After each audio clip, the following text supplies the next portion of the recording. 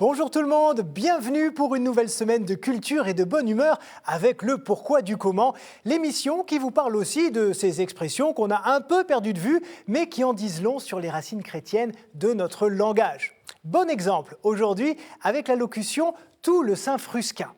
Depuis 1710, elle désigne tout ce qu'on possède d'argent, d'effets personnels, et par extension, quand on fait une énumération de plein de choses, elle est devenue synonyme de « et tout le reste ». Je vais vous raconter son histoire, et déjà je vous rassure, si vous aviez un doute, Saint Frusquin n'existe pas, ne le cherchez pas dans le martyrologe ou dans les églises, vous ne le trouverez pas. En fait, c'est un saint imaginaire, comme Saint Glinglin, dont je vous avais déjà parlé. Frusquin est un mot d'argot qui apparaît en 1628 pour parler des vêtements au sens large. C'est de là que vient le terme frusque qu'on utilise encore aujourd'hui pour parler de nos vieux habits. Selon le dictionnaire de la langue française d'Alain Ray, frusquin vient probablement de l'italien frusco, qui signifie morceau. Et c'est cette idée qui est à la base de son emploi pour qualifier une pièce de vêtement, mais aussi d'outillage ou de monnaie.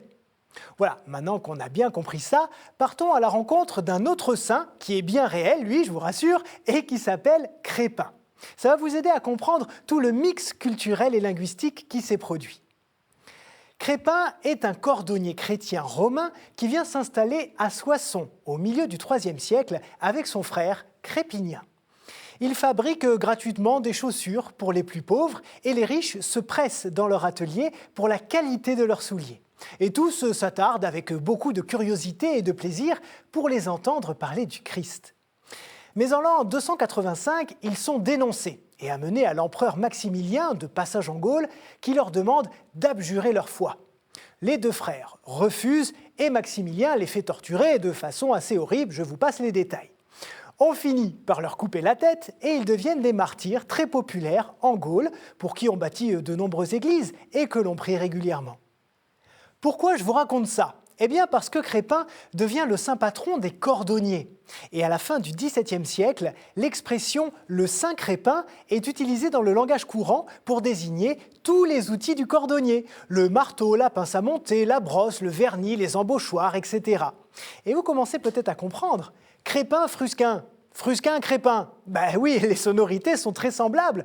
Du coup, saint Crépin, tous les outils du cordonnier, saint Frusquin, toutes nos petites affaires, c'est aussi simple que ça. Voilà donc comment ce mot s'est retrouvé canonisé par l'argot populaire, au même titre que Crépin, comme pour donner un caractère sacré à nos possessions.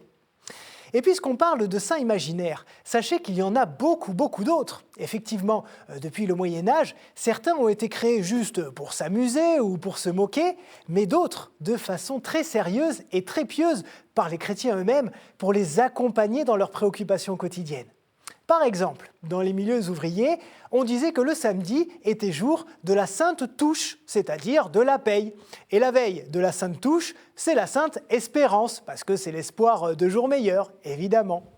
On peut aussi parler de saint Goulipia, devenu le patron des gourmands, sainte Caquette, patronne des femmes qui parlent beaucoup pour rien dire, et évidemment sainte Nitouche, la plus connue, qui qualifie depuis le XVIe siècle les jeunes femmes aux faux airs d'innocence, de sagesse ou de pureté.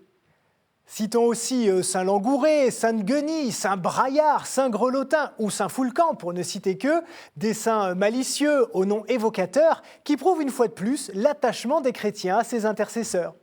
Voilà, l'émission est terminée. Alors, je vous dis d'abord merci d'avoir été avec nous et puis à très vite pour de nouvelles aventures. Bye.